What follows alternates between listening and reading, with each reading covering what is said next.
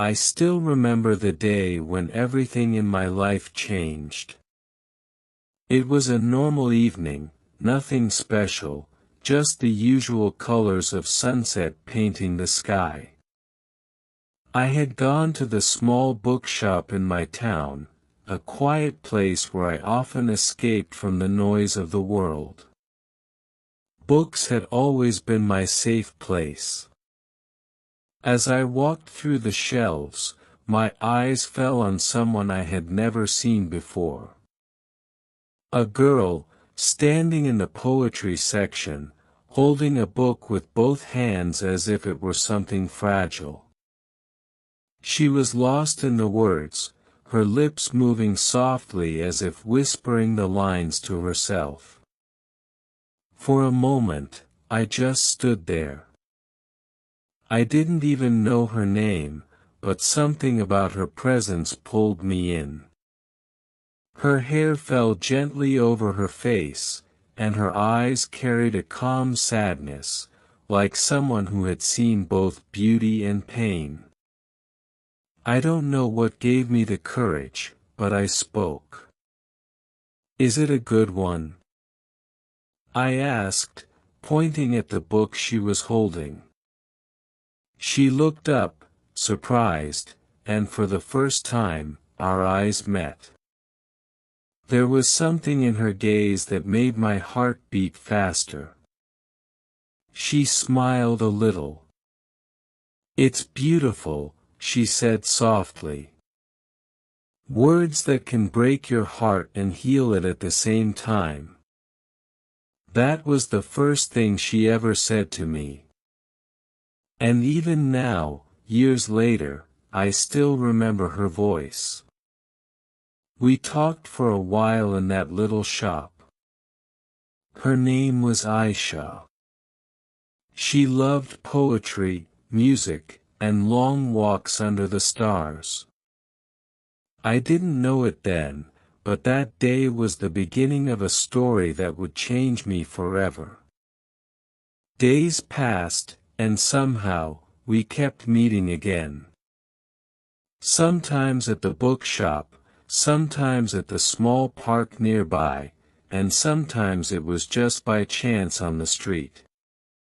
Every time we talked, I felt like I was discovering a new part of her soul. She wasn't like others.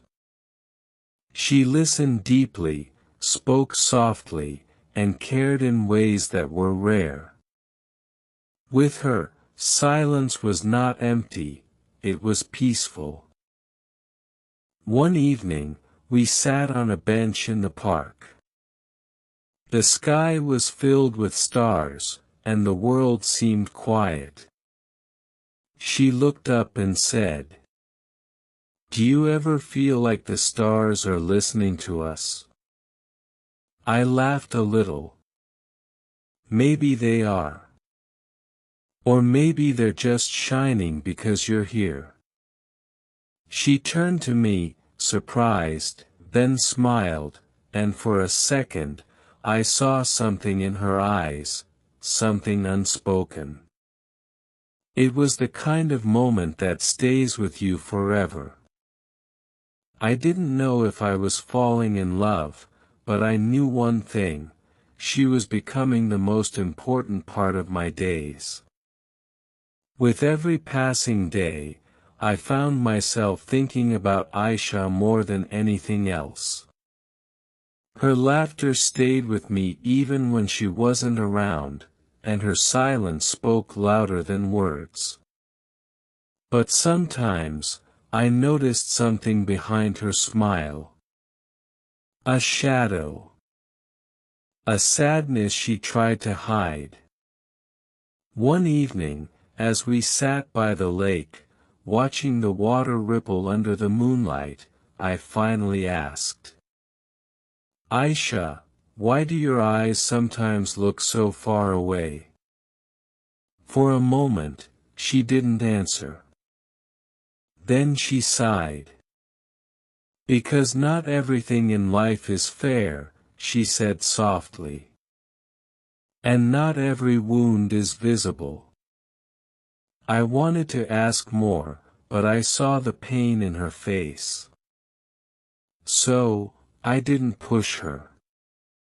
Instead, I promised myself silently, one day, I'll be the reason behind her true smile. It was spring when I finally realized I was in love with her. The trees were full of blossoms, and the air carried the fragrance of new life. We were walking through the park, her favorite place, when I stopped and looked at her. Aisha, I said, my heart racing, I don't know how to say this, but, you've become the most important person in my life. She froze, her eyes wide. I don't want to just be your friend, I continued, my voice trembling. I want to be the one who stands beside you in every season of your life. There was silence. My heart was breaking with each second she didn't answer. Finally, she whispered, "Why me?" "Because when I look at you," I said, "I see the world I always dreamed of. And because loving you feels like breathing, I don't have to think about it, I just do." Her eyes filled with tears. She didn't say, yes, but she didn't say, no either. She just held my hand tightly, as if she was afraid I might let go. And that touch told me everything. After that evening, something changed between us. She didn't confess with words, but in her actions, I felt her love. She started calling me when she couldn't sleep. She laughed more when I was around. And sometimes, she would just stare at me quietly, as if she was memorizing me. We went on long walks, shared endless talks, and built memories that felt like treasures. But in the middle of all this happiness, I could still feel that hidden pain inside her. She never spoke about it, but I knew it was there, like a storm waiting behind the clouds. One night, Aisha finally told me her secret. We were sitting under the stars, the same place where she once asked if the stars were listening. "I need to tell you something," she said, her voice breaking.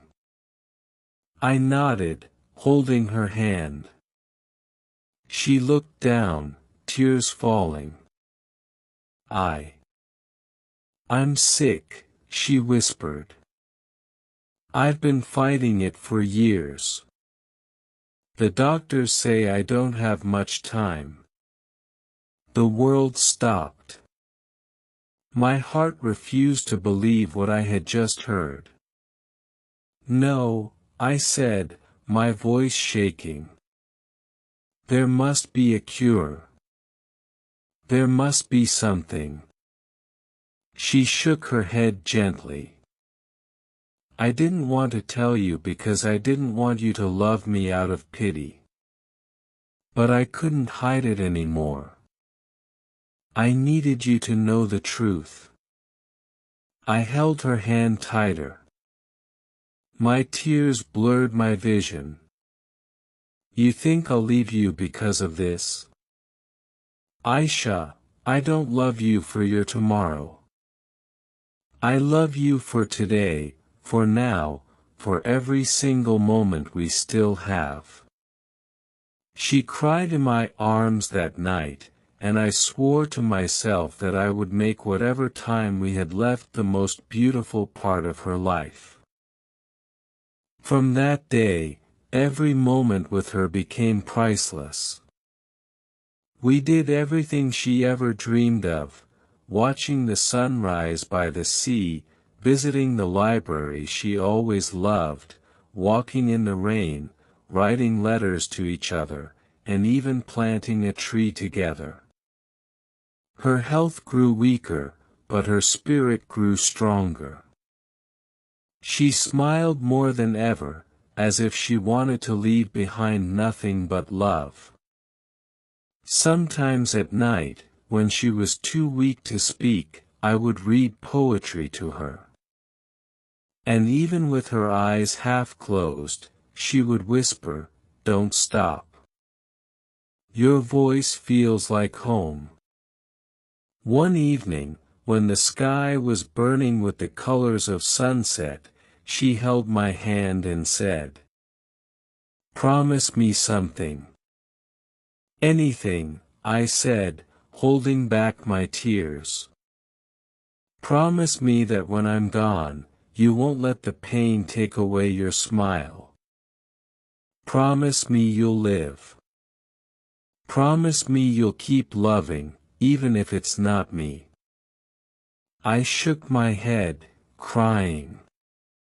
"Don't say that. I can't imagine a world without you." She touched my face gently.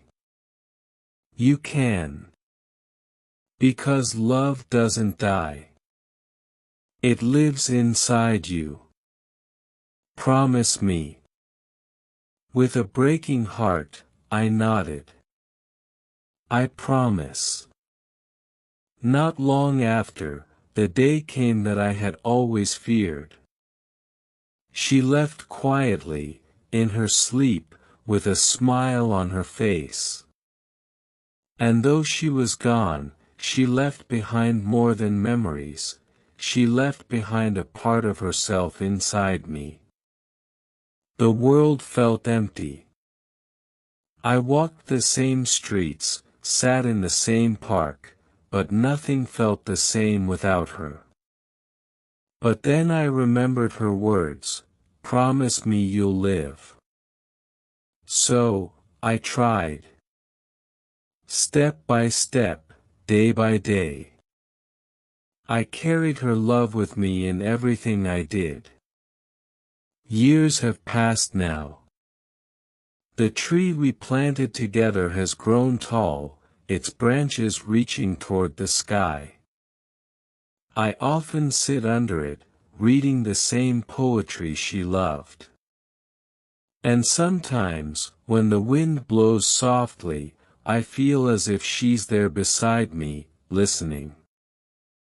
I kept my promise. I lived. I loved.